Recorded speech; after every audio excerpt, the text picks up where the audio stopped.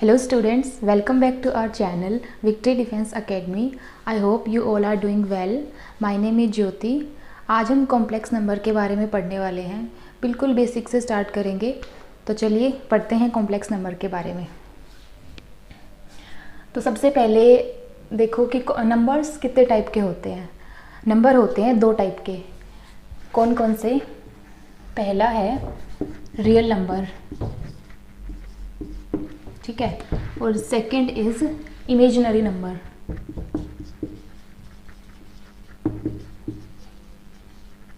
Imaginary number, ठीक है. अब कौन से रियल नंबर होते हैं और कौन से इमेजिनरी नंबर होते हैं ये कैसे पता लगेगा? चलो देखते हैं. रियल नंबर वो होते हैं जिनका अगर हम स्क्वायर करने पर पॉजिटिव आंसर मिले, वो होते हैं रियल नंबर. तो देखो किसी भी नंबर का स्क्वायर करेंगे और अगर हमें पॉजिटिव आंसर मिला तो वो नंबर हो जाएगा रियल नंबर, ठीक है. तो देखो एग्जांपल लिखते हैं. 2 का स्क्वायर किया, आंसर मिला 4, ठीक है. किसी भी नेगेटिव नंबर का स्क्वायर करेंगे, जैसे -3 का स्क्वायर किया तो आंसर मिला पॉजिटिव 9, ओके. तो किसी फ्रैक्शन का स्क्वायर करते हैं, जैसे 1/2 का स्क्वायर किया 1/4. डेसिमल नंबर ले लेते हैं, 0.3 लिया, इसका स्क्वायर किया 0.09 आया, ठीक है. तो देखो यहाँ पे हमने डेसिमल नंबर भी लिया, फ्रैक्शनल नंबर भी लिया, नेगेटिव नंबर भी लिया, सबका आंसर हमें पॉजिटिव मिल रहा है. मतलब ये सारे नंबर्स क्या हैं? रियल नंबर, ठीक है. अब बात आती है इमेजिनरी नंबर की. तो जिन नंबर का स्क्वायर करने पर अगर हमें नेगेटिव आंसर मिले तो वो क्या हो जाएंगे? इमेजिनरी नंबर, ठीक है. तो ऐसे कौन से नंबर होते हैं कि जिनका स्क्वायर करने पर हमें नेगेटिव आंसर मिलता है? तो देखो किसी भी अंडर रूट के अंदर -2 ले लिया, जैसे एग्जांपल के लिए. अगर हम इसका स्क्वायर करते हैं तो स्क्वायर से रूट कैंसिल हो जाएगा. आंसर कितना आया? -2, है ना. आ गया ना नेगेटिव आंसर.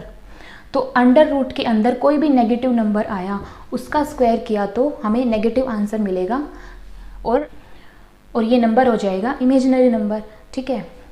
तो कोई भी एग्जांपल लेके देख सकते हैं, जैसे -a अंडर रूट, इसका स्क्वायर किया तो -a आया, ठीक है. तो ये भी एक इमेजिनरी नंबर है. तो इमेजिनरी नंबर का एग्जांपल क्या हो जाएगा?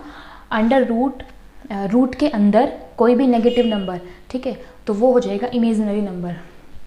अब देखो नंबर लाइन की बात करें तो नंबर लाइन पे हम रियल नंबर्स को रिप्रेजेंट कर सकते हैं ना. जैसे नंबर लाइन ले ली कोई भी हमने, -∞ से ∞, ठीक है. इस नंबर लाइन पे हम एवरी रियल नंबर को रिप्रेजेंट कर सकते हैं, चाहे वो रूट के अंदर हो, डेसिमल हो, फ्रैक्शनल हो, कोई भी नंबर हो, तो उस नंबर को हम रिप्रेजेंट कर सकते हैं नंबर लाइन पे. तो रियल नंबर वो होते हैं जिनको हम नंबर लाइन पर रिप्रेजेंट कर सकते हैं और इमेजिनरी नंबर को नंबर लाइन पर रिप्रेजेंट नहीं कर सकते हैं, ठीक है. अब एक टर्म आती है आयोटा, ठीक है.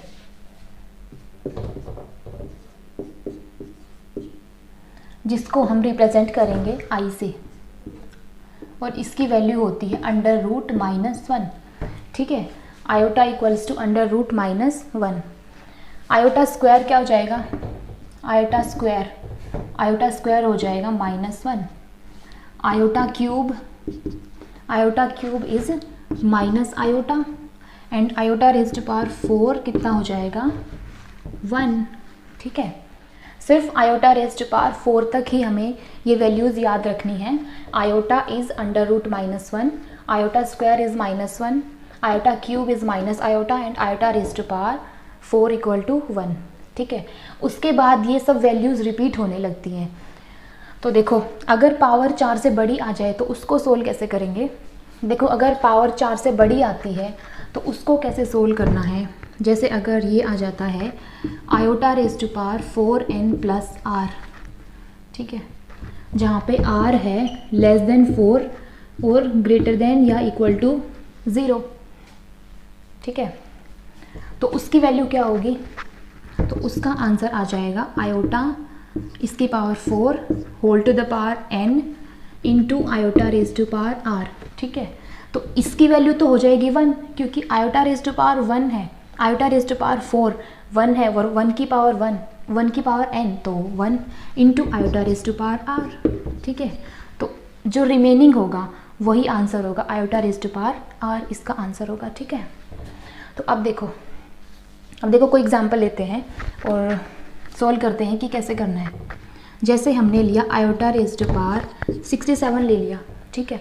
तो इसको कैसे सॉल्व करना है, देखो इसको 4 से डिवाइड करो, 4 से डिवाइड किया तो क्या आया 1 6 64 हो गया ना पावर, इनटू कितना बच गया आयोटा रेज टू पावर 3, ठीक है, हो गया ना ये 67 इधर। और इसकी वैल्यू होती है 1 into iota raise to power 3, और आयोटा रेज टू पावर 3 कितना होता है माइनस आयोटा। ओके, कुछ और एग्जांपल लेते हैं। जैसे आयोटा रेज टू पावर हमने ले लिया 110, ठीक है। इसको कैसे सॉल्व करेंगे, सेम वैसे ही 4 से डिवाइड करो, 4 से डिवाइड किया तो 4 दूनी 8, 4 सत्ते 28, और कितना बच गया इंटू आयोटा स्क्वायर, ठीक। इसकी वैल्यू 1 इंटू आयोटा स्क्वायर हमें पता है -1, ठीक है। कर रहे हैं ना ये वैल्यूज़ रिपीट। कोई और एग्जांपल लेते हैं, आयोटा रेज टू पावर 237, इसको भी वैसे ही सोल्व करना है।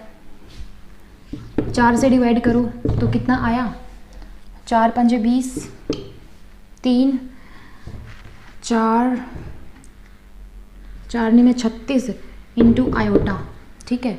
तो इसकी वैल्यू 1 होती है इंटू आयोटा, ठीक। तो आगे अगर क्वेश्चंस में आयोटा की कितनी भी बड़ी पावर हो तो उसको हम इस मेथड से सॉल्व करेंगे, ठीक है। अब देखो 1 बाई आयोटा क्या होता है, 1 बाई आयोटा, इसको आयोटा से ऊपर नीचे मल्टीप्लाई कर दो, equal to iota upon iota square कितना होता है -1, तो माइनस आयोटा। तो 1 बाई आयोटा की डायरेक्ट हमें वैल्यू याद रखनी है, 1 by iota equals to minus iota, ठीक है। इसको बार बार आगे क्वेश्चंस में ऐसे सोल्व करके नहीं देखेंगे, डायरेक्ट हमें इसकी वैल्यू याद रखनी है कि 1 बाई आयोटा कितना आएगा कि 1 बाई आयोटा की वैल्यू क्या होगी माइनस आयोटा, ठीक है। अब देखो एक क्वेश्चन करते हैं, 1 by iota raise to power 45 plus iota raise to power 45, इसकी वैल्यू कितनी आएगी। अब देखो 1 by iota raise to power 45, इसको सोल्व किया तो कितना आया 1 बाई, इसको 4 से मल्टीप्लाई करो, 4 से डिवाइड करो, 4 से डिवाइड किया तो 4 एकम 4 0 इंटू आयोटा, ये हो जाएगा 1, बच गया कितना 1 by iota, 1 by iota plus same ऐसे ही आयोटा, ठीक है। और 1 बाई आयोटा की value minus iota plus iota, cancel 0 answer, ठीक है। तो 1 by iota equals to minus iota, इसकी वैल्यू डायरेक्ट हमें याद होनी चाहिए, ठीक है। अब देखो आयोटा के कंसेप्ट पे ही बेस्ड हम एक क्वेश्चन करते हैं, iota raise to power 533 plus iota raise to power 531 plus iota raise to power 529 divide by iota raise to power 523 plus iota raise to power 521 plus iota raise to power 519, ठीक है। तो इसको कैसे solve करेंगे, देखो अगर हम numerator से iota raise to power 10 common ले लेते हैं तो अंदर क्या बचेगा, अंदर बचेगा iota raise to power 523 plus iota raise to power 521 plus iota raise to power 519, है ना। और डिनोमिनेटर में सेम यही है, तो कैंसिल आउट हो जाएगा ना, न्यूमरेटर से डिनोमिनेटर सेम आएगा, और बचेगा क्या आयोटा रेज टू पावर 10, और आयोटा रेज टू पावर 10 इसकी वैल्यू तो हम सोल्व कर सकते हैं। तो इसकी वैल्यू आएगी आयोटा स्क्वायर, जो कि होता है -1 आंसर, ठीक है। अब नेक्स्ट कंसेप्ट की बात करते हैं। देखो iota plus iota square plus iota cube plus iota raise to power 4, इसका आंसर क्या होगा। देखो आयोटा आयोटा स्क्वायर क्या होता है -1, और आयोटा क्यूब क्या होता है माइनस आयोटा, और आयोटा रेज़ टू पावर 4 क्या होता है +1।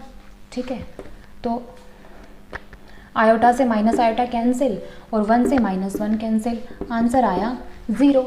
ठीक है, तो इससे एक कंसेप्ट निकल के आता है, देखो वो क्या है, if M, N, P and Q are consecutive integers,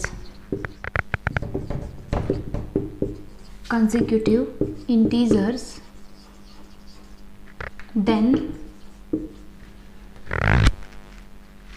iota raised to power m plus iota raised to power n plus iota raised to power p plus iota raised to power q equal to 0। ठीक है, अगर m, n, p and q are consecutive integers, देखो अगर ये 4 integers लगातार आ रहे हैं और बीच में प्लस का साइन है तो उसका आंसर सिंपली हम लिख देंगे 0। ठीक है, तो देखो इस पे बेस्ड क्वेश्चन कैसे बनते हैं उसकी बात करते हैं। ये एक प्रीवियस ईयर क्वेश्चन है, देखो iota raise to power 1001 plus iota raise to power 1002 plus iota raise to power 1003 plus iota raise to power 1004। ठीक है, देखो जिसको ये रिज़ल्ट याद है ना वो तो इसका आंसर सिंपली लिख देगा 0, काम ख़त्म।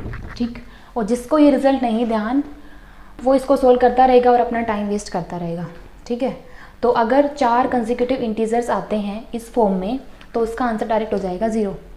देखो एक क्वेश्चन और देख लेते हैं, iota raise to power 4n plus 1 plus iota raise to power 4n plus iota raise to power 4n minus 1 plus iota raise to power 4n plus 2। ठीक है, and n belongs to natural number, तो इसका answer क्या होगा, या तो n को 1 put कर लो, n इक्वल टू 1 पुट किया तब भी हो जाएगा, वरना ये देखो iota raise to power 4n plus 1 4n minus 1 4n plus 2 consecutive integers आ रहे हैं ना, तो सिंपली आंसर 0। इस फॉर्म में भी क्वेश्चन पूछा जा सकता है, summation n equal to 1 to 13 iota raise to power n plus iota raise to power n plus 1। ठीक है, इसको कैसे सॉल्व करेंगे, देखो यहाँ से हम iota raise to power n उसको कॉमन लेते हैं, जो छोटी पावर होती है ना उसको कॉमन लेते हैं, तो iota raise to power n को हमने कॉमन लिया तो अंदर बच गया 1 प्लस आयोटा और बाहर है summation n equal to 1 to 13। ठीक है, अब देखो 1 प्लस आयोटा इसको तो बाहर रख लेते हैं और अंदर क्या बचेगा, summation 1 to summation n equal to 1 to 13 iota raise to power n। ठीक है, अब देखो n की वैल्यू है 1 से लेके 13 तक और समेशन है मतलब प्लस होगा सबका, तो देखो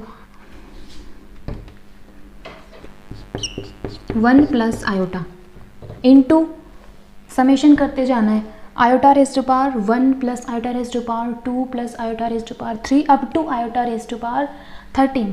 तो देखो 1 2 3 4 कंसेक्यूटिव इंटीजर आ गए ना पावर में, ये कैंसिल, 5 6 7 8 ये कैंसिल क्योंकि इनका आंसर 0 आएगा, और आगे देखो 9 10 11 12 ये कैंसिल, बचेगा क्या, आयोटा रेज़ टू पावर 13 बचेगा। ठीक है, तो इसको सिंपली हम सोल्व कर सकते हैं, 1 plus iota into iota raise to power 13 क्या हो जाएगा, आयोटा, सोल्व कर लो। अब 1 iota square is -1, sorry iota into, अब अंदर मल्टीप्लाई कर लेते हैं आयोटा की, तो iota square is -1, iota -1 is the answer. ठीक है, तो इस वे से हमें सोल्व करना है अगर इस टाइप का कोई क्वेश्चन आता है तो। नेक्स्ट क्वेश्चन की बात करते हैं, summation n equals to 1 to 10 ले लेते हैं इस बार। Iota raise to power n minus 1 plus iota raise to power n plus 1। ठीक, इसको कैसे सोल्व करना है? बिल्कुल इसी मेथड से जाना है, कुछ अलग नहीं करना है।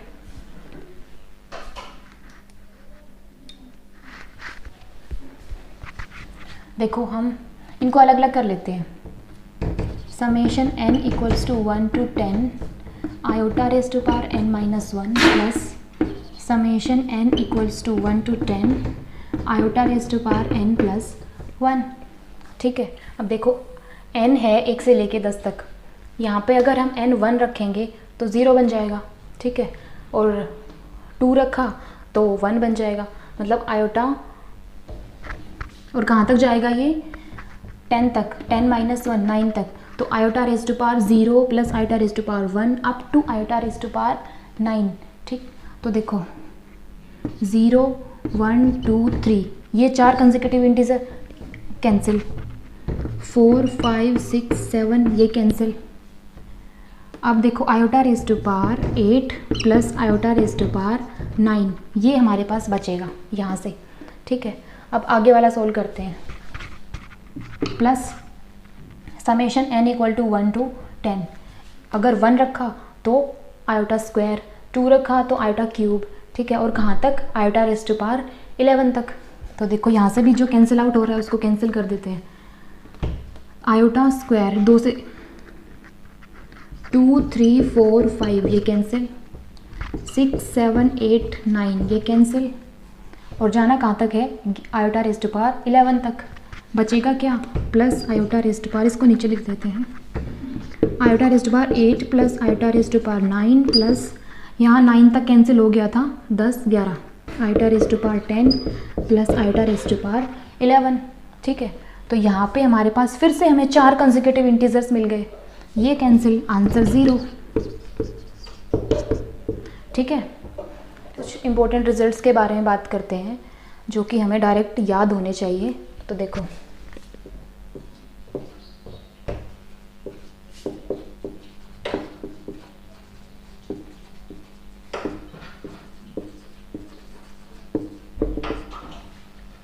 पहला रिजल्ट है, अगर आयोटा प्लस 1 इसका स्क्वायर आता है तो उसकी वैल्यू हमें डायरेक्ट याद होनी चाहिए, क्या होती है? 2 आयोटा। ठीक है, इसको ओपन करके देख सकते हैं। Iota square minus 1 plus 1 plus 2 iota. ठीक है, ये कैंसिल, यही आ जाएगा 2 आयोटा। ठीक, सेकंड वैल्यू क्या है? आयोटा माइनस 1 होल स्क्वायर, इसका आंसर क्या होगा? Minus 2 iota. सेम इसी मेथड से हम इसको प्रूव करके देख सकते हैं, तो माइनस 2 आयोटा इसका आंसर आएगा। तो ये 2 रिजल्ट हैं, 1 plus iota whole square is 2 iota and 1 minus iota whole square, ये क्या हो जाएगा? Minus 2 iota. ये दोनों रिजल्ट्स हमें याद होने चाहिए, क्योंकि बार बार हम एग्ज़ाम में इनको ऐसे ओपन करके नहीं देखेंगे, डायरेक्ट हमें रिज़ल्ट याद होना चाहिए ताकि एग्ज़ाम में डायरेक्ट हम क्वेश्चंस में अप्लाई कर पाएँ और हमारा टाइम भी बचेगा इससे। तो 2 रिजल्ट्स और हैं डायरेक्ट जो याद रखने हैं, वो बाद में बताऊंगी, पहले हम इन पे बेस्ड क्वेश्चंस करते हैं। देखो अगर क्वेश्चन आता है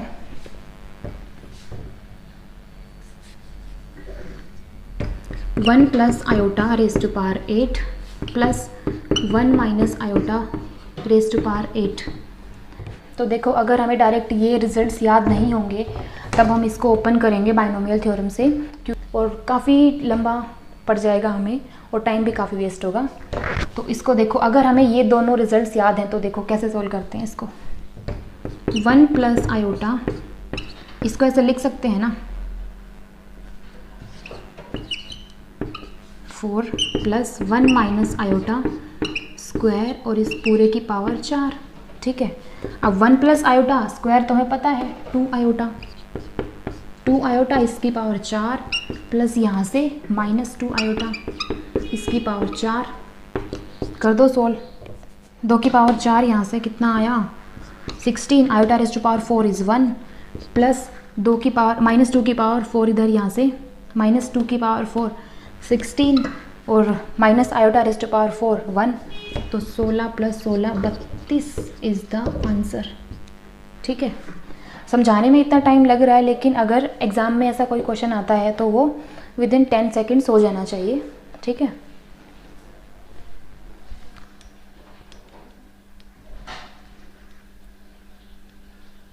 अगला क्वेश्चन देखो इसी पे based. 1 plus iota upon 1 minus iota इस पूरे की पावर है 12। इसको सोल्व करो। 1 plus iota upon 1 minus iota, इसका स्क्वायर और पूरे की पावर कर देंगे 6। ठीक है, 1 प्लस आयोटा इसकी power 1 plus iota square 2 iota हमें पता है, अपॉन 1 माइनस आयोटा इसका होल स्क्वायर -2 आयोटा, ये भी हमें पता है। इस पूरे की पावर 6 है। ठीक है, इसे ये कैंसिल, -1 की पावर 6 इज़ 1। आंसर हो गया ना, कितना जल्दी सॉल्व। अगला क्वेश्चन देखते हैं। 1 plus iota raise to power 11 plus 1 minus iota raise to power 11। इसको भी हम, अगर हमें डायरेक्ट रिजल्ट्स याद हैं तो हम इसको बहुत जल्दी सॉल्व कर सकते हैं। तो देखो 1 plus iota raise to power 11, ये ऐसे तो ब्रेक होगा नहीं, तो इसको ये लिख लेते हैं 1 plus iota into 1 plus iota whole square और इस पूरे की पावर 5। ठीक है, plus same here 1 plus iota into 1 minus iota into 1 minus iota square और इस पूरे की पावर 5। ठीक है, अब देखो यहाँ से 1 प्लस आयोटा होल स्क्वायर, इसका रिजल्ट हमें 1 प्लस आयोटा होल स्क्वायर, इसका रिजल्ट हमें पता है 2 आयोटा इसकी power 5 plus 1 minus iota into -2 iota raise to power 5। यहाँ से सोल्व करो।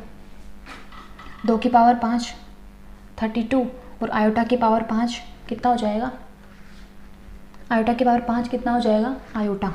ठीक है, तो 32 iota into 1 plus iota plus यहाँ से क्या आएगा -32 iota, -32 iota into 1 minus iota. ठीक है, यहाँ से हम 32 आयोटा कॉमन ले लेंगे। 32 आयोटा को कॉमन लिया तो 1 प्लस आयोटा -1 प्लस आयोटा, 1 से -1 कैंसिल, ये हो जाएगा 2 आयोटा इंटू 32 आयोटा कितना हो जाएगा 64 iota square. Iota square is -1, तो -64 इज़ द आंसर। ठीक है, तो नेक्स्ट क्वेश्चन देखो। 1 plus iota raise to power 8 upon 1 minus iota raise to power 6। अगर इस तरीके से पूछा जाए तब भी हम वही रिजल्ट अप्लाई करेंगे। इसको लिखा 1 प्लस आयोटा होल स्क्वायर, इस पूरे की पावर कितनी हो जाएगी 4 upon 1 minus iota whole square और इस पूरे की पावर हो जाएगी 3। ठीक, 1 plus iota square is 2 iota, इसकी power 4 upon 1 minus iota whole square is -2 iota, इसकी पावर कितनी 3। ठीक है, अब देखो इसका आंसर क्या आया। ऊपर 2 की पावर 4 है, नीचे 2 की पावर 3 है, तो कैंसिल होके 2 बचेगा माइनस आयोटा। ठीक है, -2 आयोटा इज़ द आंसर। ठीक,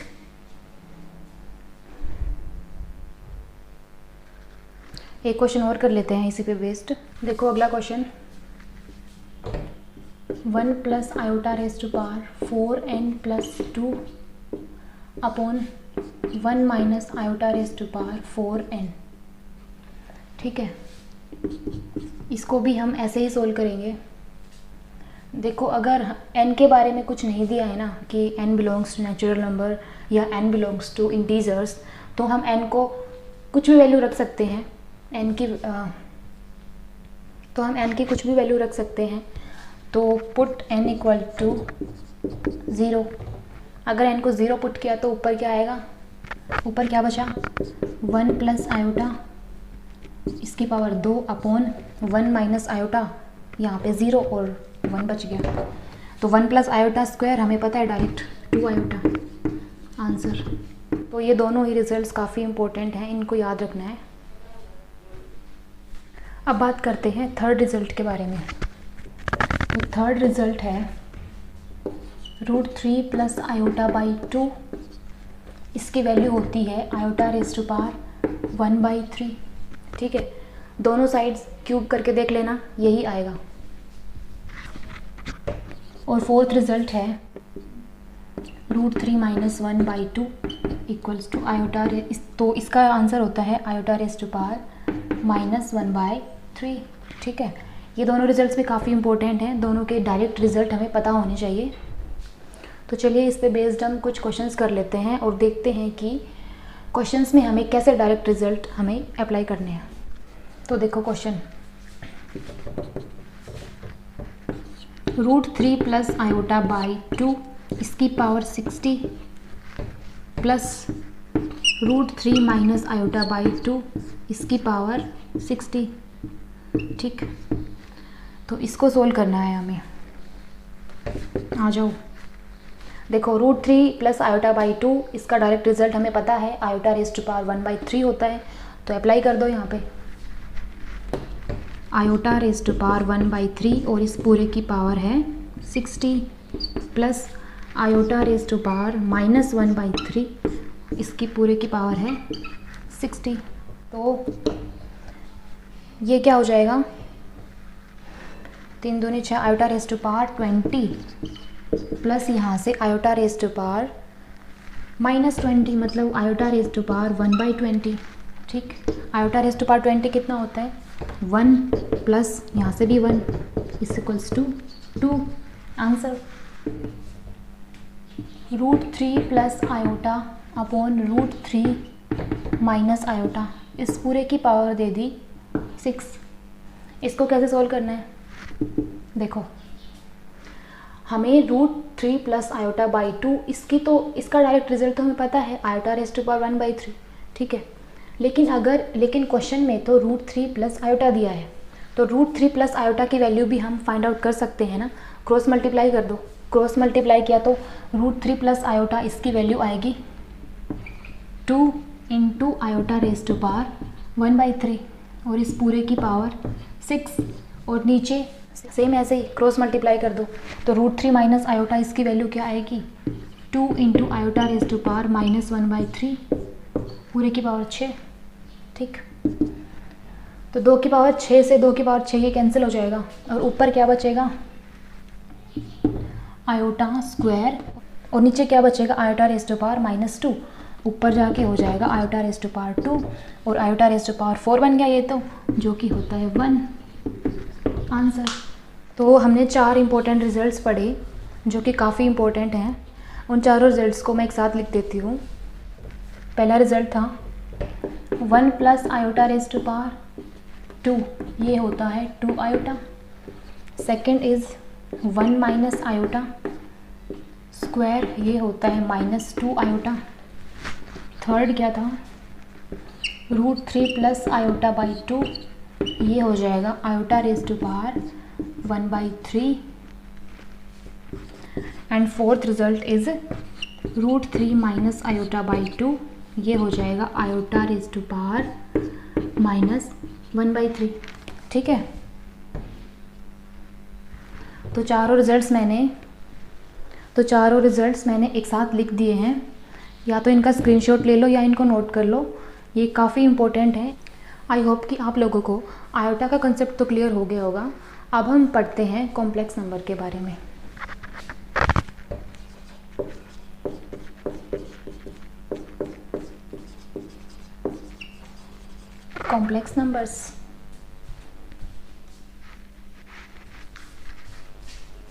कॉम्प्लेक्स नंबर होता है रियल प्लस इमेजिनरी नंबर। ठीक है, रियल नंबर और इमेजिनरी नंबर दोनों से मिलकर बनता है, वो हो जाएगा कॉम्प्लेक्स नंबर। ठीक है, इसको हम स्मॉल z से रिप्रेजेंट करते हैं।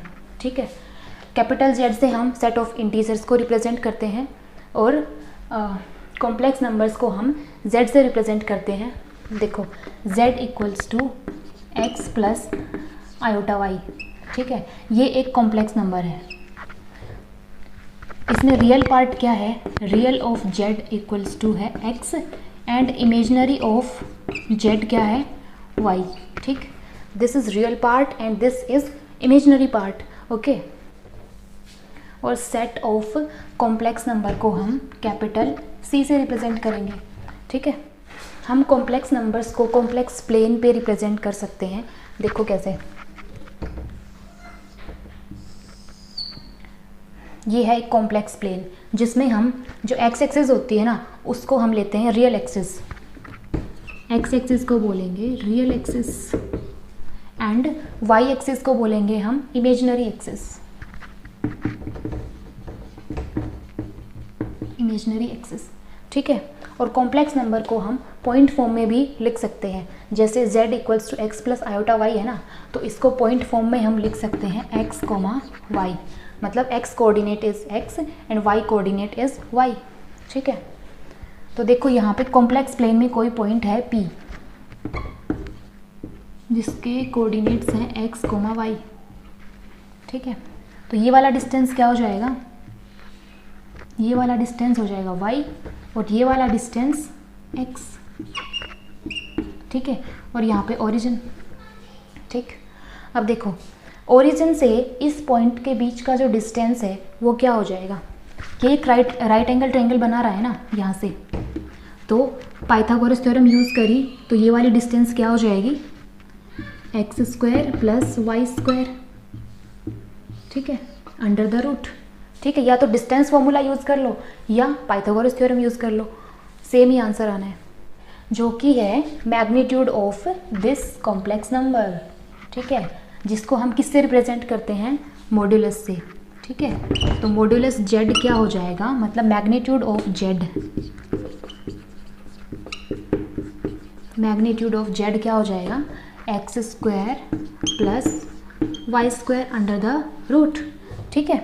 और मैग्नीट्यूड कभी भी नेगेटिव नहीं आती है, इसका आंसर हमेशा पॉजिटिव मिलेगा हमें, ठीक। अब देखो कोई एग्जांपल ले लेते हैं, जैसे z इक्वल्स z1 ले लेते हैं, z1 इक्वल्स टू 3 प्लस 4 आयोटा। तो मैग्नीट्यूड ऑफ z1 कैसे निकालेंगे, मैग्नीट्यूड ऑफ z1 हो जाएगा 3 स्क्वायर 9 प्लस 16 अंडर रूट 25 मतलब 5 इज़ द आंसर, ठीक है। तो मैग्नीट्यूड ऑफ z1 हो जाएगा 5, ठीक। कोई दूसरा कॉम्प्लेक्स नंबर z2 ले लिया, देखो जैसे 5 माइनस 3 आयोटा ये ले लिया, तो मैग्नीट्यूड ऑफ z2 कैसे निकालेंगे, 5 का स्क्वायर 25 प्लस 9 कितना आया under the root 34 under root, ठीक है, आंसर। तो फाइंड आउट कर लोगे ना ऐसे magnitude of a complex number, कोई भी कॉम्प्लेक्स नंबर दिया हो तो उसका मैग्नीट्यूड हम इस वे से फाइंड आउट करेंगे। अब देखो आगे हमारा कॉम्प्लेक्स नंबर क्या था, z equals to x plus iota y था ना, ठीक है। तो कुछ रिजल्ट्स निकलते हैं इससे। तो पहला रिजल्ट है if z is purely real then if z is purely real, अगर z प्योरली रियल है तो imaginary part of z equal to 0 है ना, तभी तो z प्योरली रियल बनेगा। देखो यहाँ से इमेजनरी पार्ट अगर हम 0 कर देंगे तो z हो जाएगा z इक्वल्स टू x, ठीक। पहला रिजल्ट ये है कि if z is purely real, इसका मतलब है उस इमेजनरी पार्ट उसका 0 है, ठीक है। सेकंड रिजल्ट निकलता है if z is purely imaginary then, इससे क्या रिजल्ट निकलेगा, then real part of z equal to 0, ठीक। तो z इक्वल्स टू हो जाएगा, रियल पार्ट 0 हो जाएगा, मतलब z equals to iota y, ठीक है। और एक बात और याद रखनी है, वो भी लिख देती हूँ मैं इधर, every real number is a complex number, ठीक है। Every real number is a complex number, कोई भी रियल नंबर होगा उसको हम कॉम्प्लेक्स नंबर भी बोल सकते हैं, क्योंकि उसमें इमेजिनरी पार्ट 0 होता है। जैसे 3 है, 3 को हम कॉम्प्लेक्स नंबर भी बोल सकते हैं, ठीक है, क्योंकि every real number is a complex number.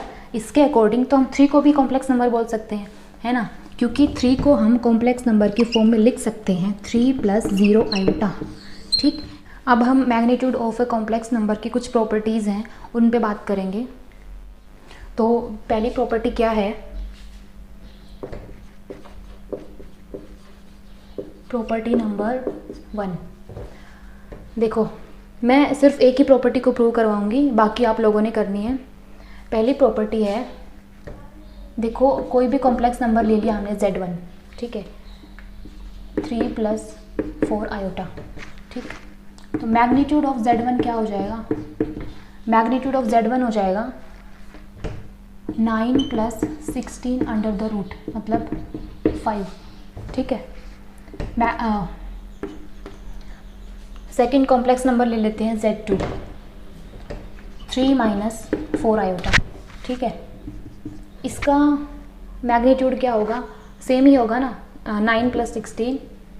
Magnitude of Z2 ये भी हो जाएगा 5, ठीक। आप देखो Z1 + Z2 ये क्या हो जाएगा, Z1 + Z2 को ऐड किया तो 4 आयोटा से 4 आयोटा कैंसिल, 4 आयोटा से -4 आयोटा कैंसिल, बच गया 6। और मैग्नीट्यूड ऑफ Z1 + Z2 क्या हो जाएगा, 6, है ना, 6 का मैग्नीट्यूड तो 6 ही होगा। So according to first property, magnitude of Z1 + Z2 is less than और equals to magnitude of Z1 + magnitude of Z2, ठीक है। देखो मैग्नीट्यूड ऑफ Z1 + Z2 कितना है, 6, और magnitude of Z1 + magnitude of Z2 कितना आएगा, 5 + 5 10, है ना, ग्रेटर है ना ये वाली मैग्नीट्यूड। और इक्वल कब आता है, इक्वल भी आ सकता है ये, इक्वल कब आएगा, when numbers are same. It can be equal when numbers are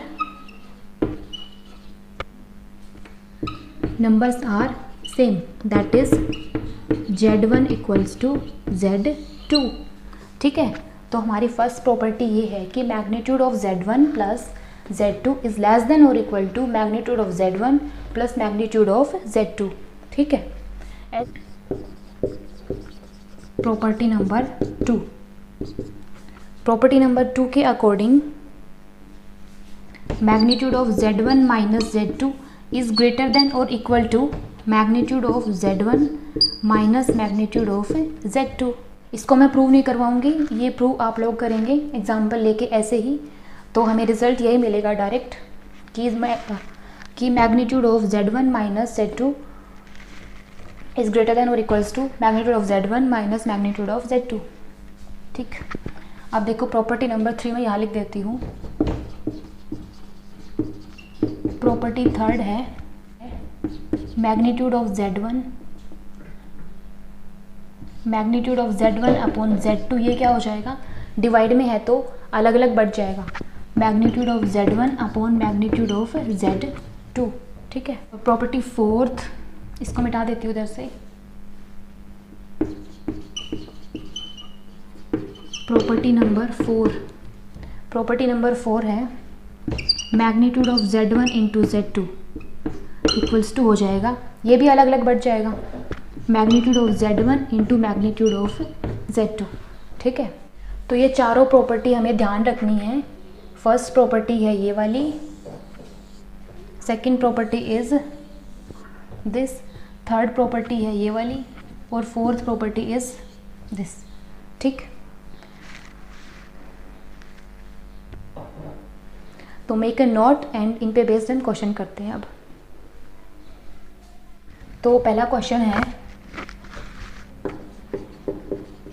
find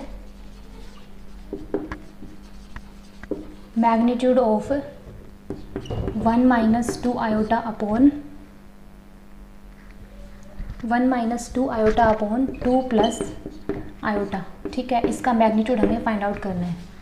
हमने प्रॉपर्टी पढ़ी थी ना अभी कि अगर डिवाइड में आता है तो वो अलग अलग बढ़ जाता है, ठीक है।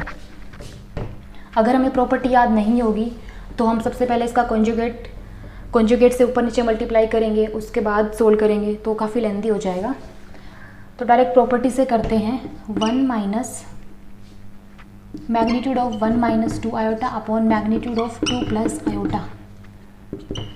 तो मैग्नीट्यूड ऑफ 1 माइनस 2 आयोटा क्या हो जाएगा, 1 प्लस 4 अंडर रूट अपॉन ये क्या हो जाएगा same 4 plus 1 cancel 1 answer. Second question है √3 minus iota into cos theta minus iota sine theta.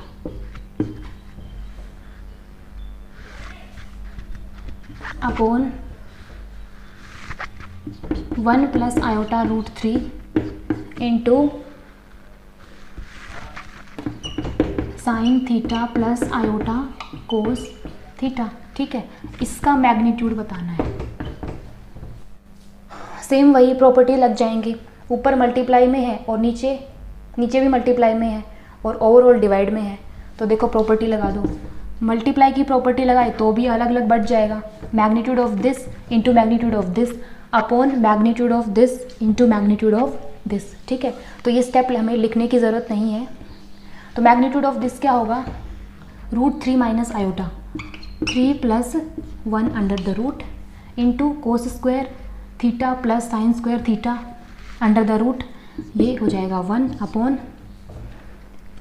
Upon यहाँ से मैग्नीट्यूड ऑफ दिस क्या होगा 1 plus 3 under the root into